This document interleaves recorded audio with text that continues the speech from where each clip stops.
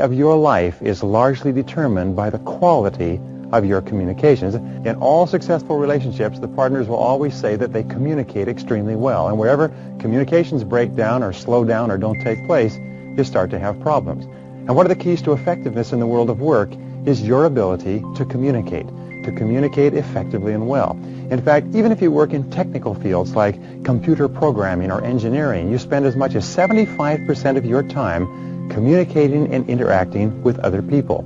So your effectiveness as a person is determined by your effectiveness in getting your message across and in getting the message clearly that the other person is sending.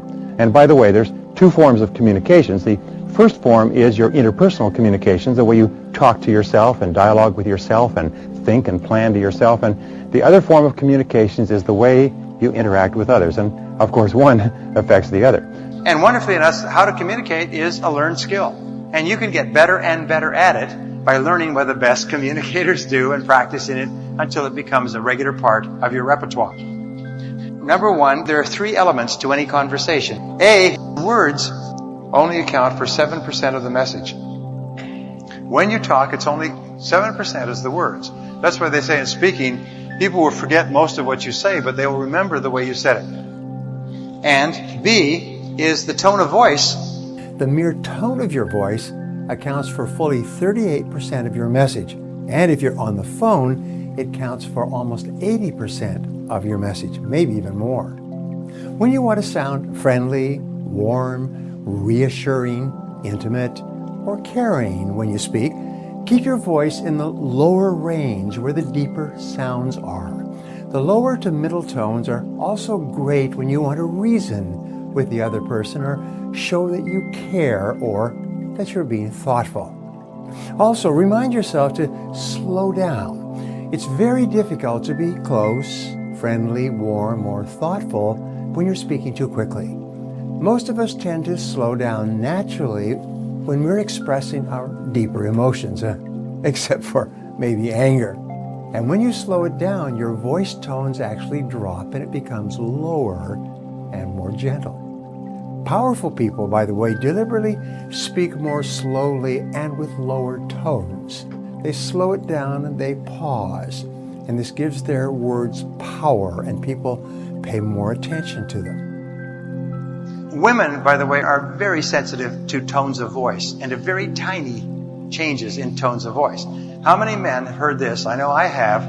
When I said, well, I just said this, she said, it's not what you said. It's your tone of voice.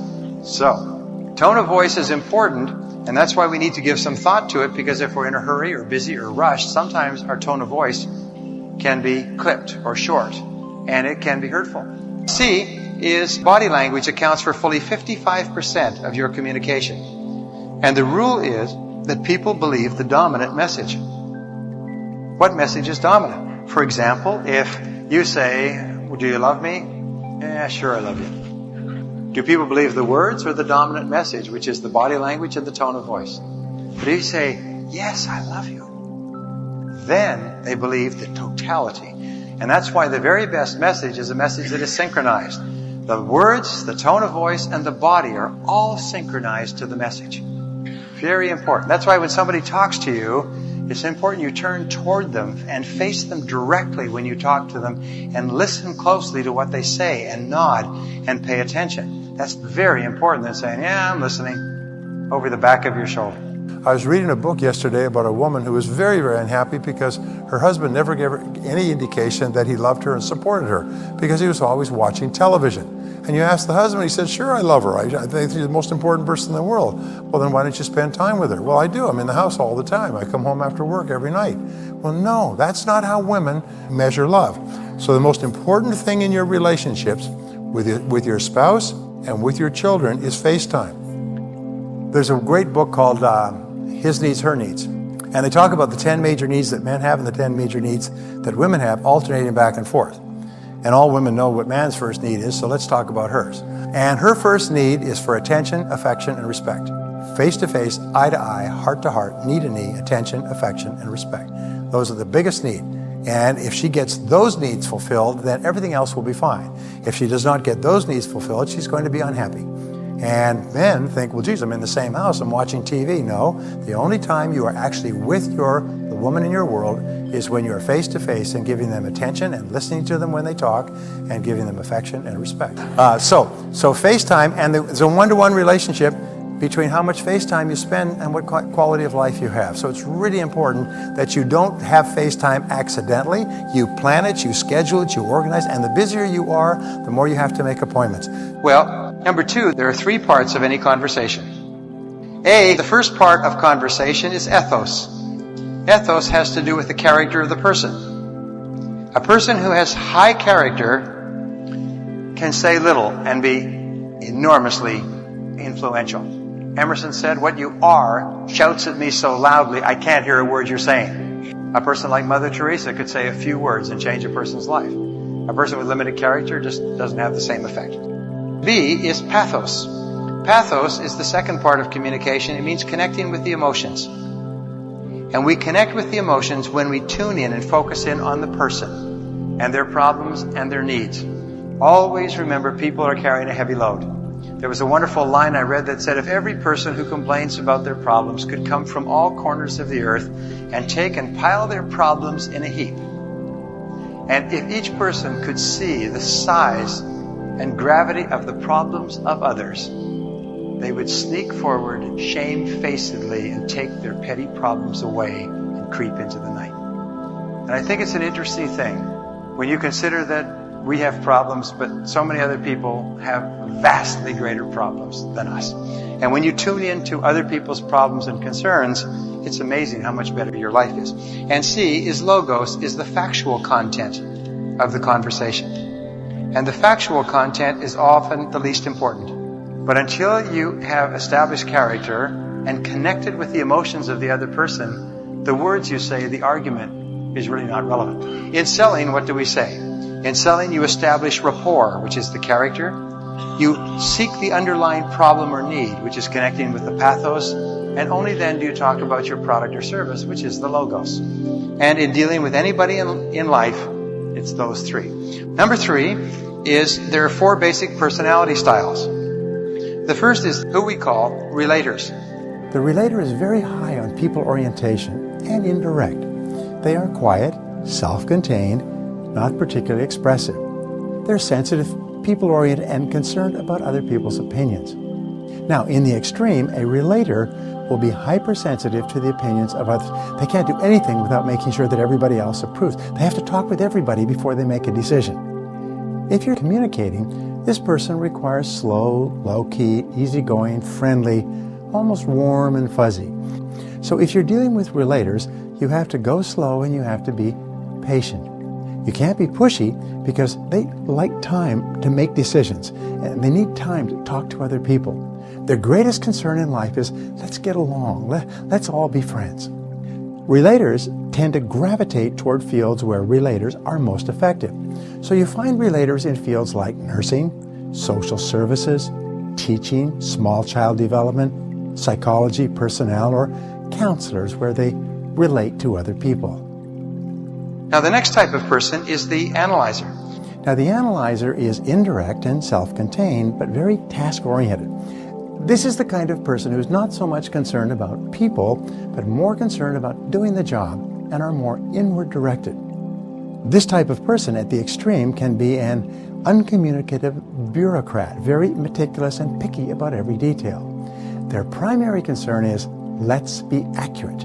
They only feel comfortable when the numbers and the details are correct. The analyzer, who is fastidious and detail-oriented, wants accuracy and just the facts. Now, where do you think they'll gravitate to in terms of work? Well, they'll gravitate toward accounting, computers, engineering, bookkeeping, computer programming, any field where the problems don't talk back.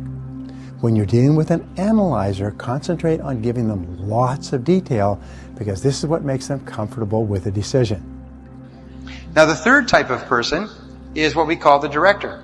The director, these people are bottom line oriented, impatient. They make quick decisions and they don't need a lot of detail. They're most concerned with let's get results, get to the bottom line, cut to the chase. Now, who do you think would read the most copies of People magazine so far? Well, the relator. Who do you think is reading Success Magazine, Business Week, Forbes, and Success books and Success audio programs? It's the director, the go-getter, the one who kicks you-know-what and then takes names. The fourth type of personality is what we call the socializer, and sometimes they're called expressive. They like to express themselves a lot. The socializer is outgoing, direct, voluble, and very people-oriented. This person's primary motivation is achievement, and achievement with and through other people. They like to talk about achievement. What are you doing? How did you do it? How did it work? Let me tell you what I did and how it worked for me. Many times they become managers or executives because they have highly integrated personalities. They're very concerned about results, but they're also concerned about people. They have both a strong focus on people and a very strong focus on achievement and getting things done. Now, everybody you meet is in one of these four quadrants or groups. The mistake that most people make is that they treat everyone else as if they were just the same as they were. If you're in sales, by the way, you will miss 3/4 of your potential prospects because you treat them all the way you are. However, no matter which style of communicator you are, 3/4 of the people you meet are something else. Now, there's no right or wrong, better or worse style. These are almost born into people. You can see them in children from an early age. However, your job in asking questions and listening to people is to find out which style they are and then to practice personality flexibility so that you can get along with a greater number of different types of people. Here's one more thing. Whatever style you are, the person you are the most ideal for would be the exact opposite. Nature demands balance in temperament. Nature demands that the opposite person in the relationship or the marriage be temperamentally balanced with you. Notice that when you think about your personality and the personality of your spouse. Okay, number 4 is a balanced dialogue. A balanced dialogue means no monopolizing. The very best conversations are conversations that have an ebb and flow like the tide. Go back and forth, and back and forth, and back and forth. There's an easy, relaxed flow back and forth.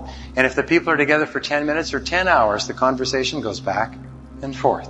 There's a thing called the conversation test, and it is a test of the compatibility of two people.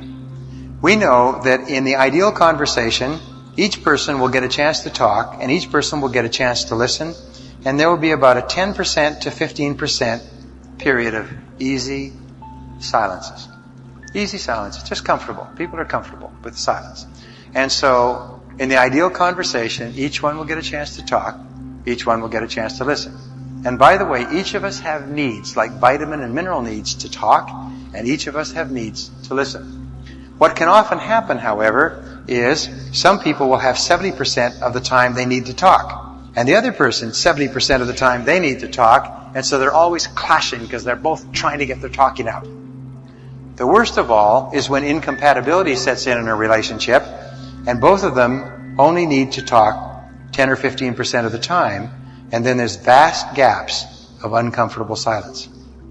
This is where the two people really don't have very much in common anymore. They don't have much to say. When they come together, they usually have an easy ebb and flow, but over time it kind of dries up. Have you ever seen a couple driving along in a car? Both of them look straight ahead. Nobody says anything. Or they sit in a restaurant and they eat and they don't say anything. Not a good sign. Number 5 key to communication is to question for clarification. Never assume that you understand what the other person is saying or trying to say. Instead, if you have any doubt at all, ask, "How do you mean?" Or, "How do you mean exactly?" And then just pause and wait. This is the most powerful question I've ever learned for guiding and controlling a conversation. It's almost impossible not to answer this question. When you ask, "How do you mean?"